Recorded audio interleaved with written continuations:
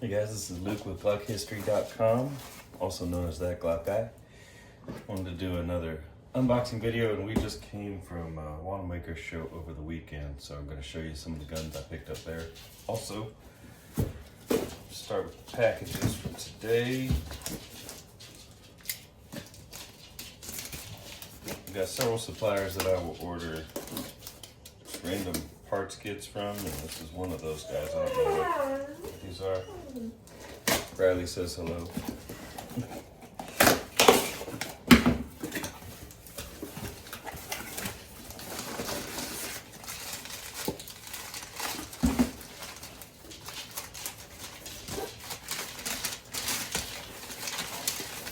I haven't said this before. Being in this business, I feel like I don't ever work. It just, boxes come to the house every day and I unload them and get to play with guns, and it's not even a real job. This is a little North American Arms parts kit. We sell those parts on eBay. Pocket revolvers that people always lose the cylinder for. I think that's what this one is too. Yep, you can tell that one has a folding grip on it.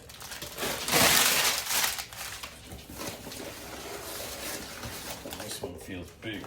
Oh, must be something. That's probably a Glock kit.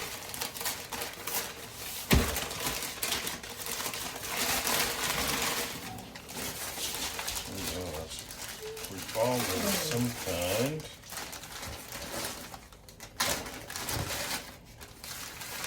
I'll be honest, I placed too many orders and then I don't remember what's coming. This is might be a GP100.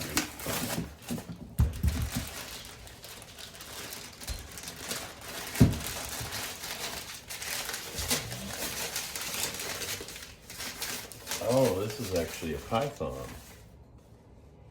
Nice beat up old model Python kit. And I really just bought that one because you couldn't tell from the pictures whether the grips were any nice. I paid like $80 for a whole parts kit, and we hope that those grips are salvageable. All right. This guy should be a new Glock Armorer's manual.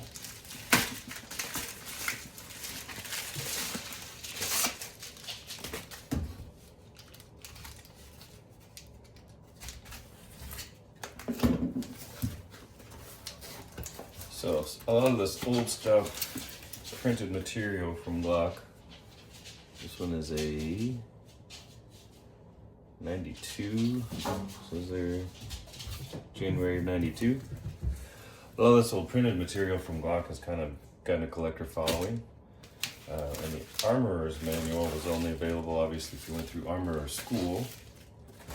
So it's kind of hard to find. The earliest ones that we know about are from '89. There may be earlier printed materials for Glock Armorer School. I just haven't found them yet. But I think there's an 89, a 90, a 91, and a 92. And then there's also, you got to be aware, there's a lot of reprints out there. So the true one is going to be this colored gray and red and white. High quality print. Pictures inside are really sharp. But you've got a lot of black and white reprints that people will post as valid, genuine Armorer's manuals. And whether or not Glock ever made black and white ones is debatable. Some people have said they ran out during, the week of Armorer School and had to print extras real quick. But at least needs to be very high quality print for it to be legit. This one is just a little Glock lower parts kit. Again, if you ever need parts, we sell all that stuff on eBay all the time. Okay, last box. This is coming from Palmetto State. We've got a project I'm working on. trying to manufacture a 25 caliber Glock, so I needed a receiver to work with, and Palmetto State offers a bunch of cheap, they're not actually Glock, but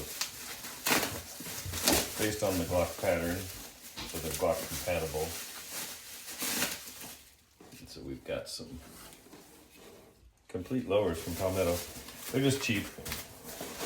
I actually haven't fired any of them. Don't know if they're any good, but I would assume it probably works a lot like a Glock. I got another, that one's an FDE.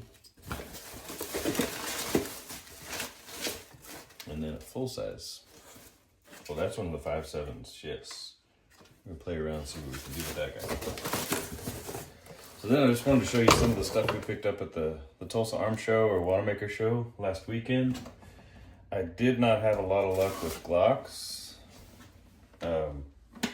Just didn't find all that much. One of my friends found a DN prefix Gen 2 19 somebody had out there for $500 because this is what's awesome about Glocks. Everybody just assumes, you know, a Glock is a Glock, they're all the same. But DN was the very first prefix of the Gen 2 19. The earliest ones were actually prototype Gen 1s. And so to a collector, that gun's probably $2,000 to $3,000, and he picked it up for $500 out at the show. This one I picked up just because I thought it was cool. It's actually a Gen 3 17 that's ported, but it's also imported. So this was a European issue gun. Cool because they did proof marks, so you can see, get it in the light maybe. It's got the proof marks, frame, slide, and barrel. But it also has this ambidextrous safety, which was never available in Europe. You see it'll drop the mag either direction.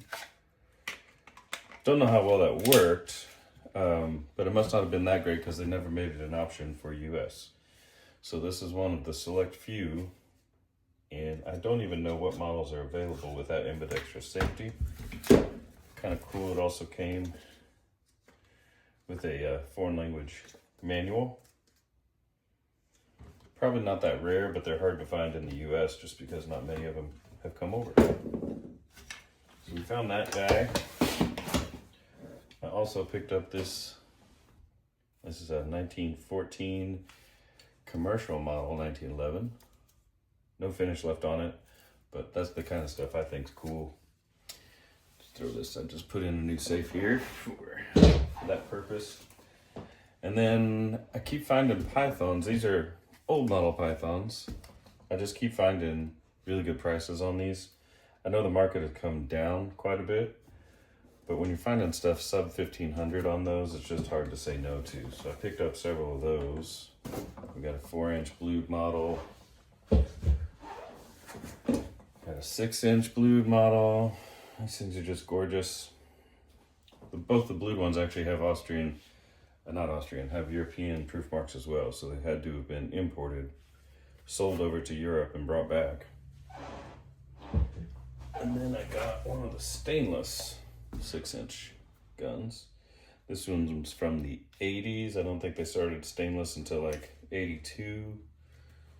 Could be wrong, I'm not a Colt guy. But again, when you find the stuff cheap enough. The other thing I started picking up a few months ago is various versions of the high power. So one of my friends in Kansas got a hold of a whole batch of pre-war production high powers. So these were obviously made in by FN, Belgium, and they had a contract with the Finnish government pre-World War II, produced about 2,400 of these for the Finnish armed forces. You can see this one's pretty worn. They saw extensive use during the war. If you know history of the war, Finland was invaded by Russia and Germany and kind of switched sides back and forth. And so this could have been captured and used by both sides, but they're cool because there was only 2,400 made. They're heavily used. Probably only 1,400-ish survived the war. And then however many of those are in the US, it's not very many. And so I picked up a few of these that are Finnish marked. They have special stampings that if you follow high powers, you can see You probably know more about that than I do. And then this one is actually just a satin chrome finish. It's an 80s issue. Actually dates to my birth year, and I've got a collection of guns that match my birth year, so grab that one. And this last one is kind of a mystery to me. This is engraved. I may get a close up here.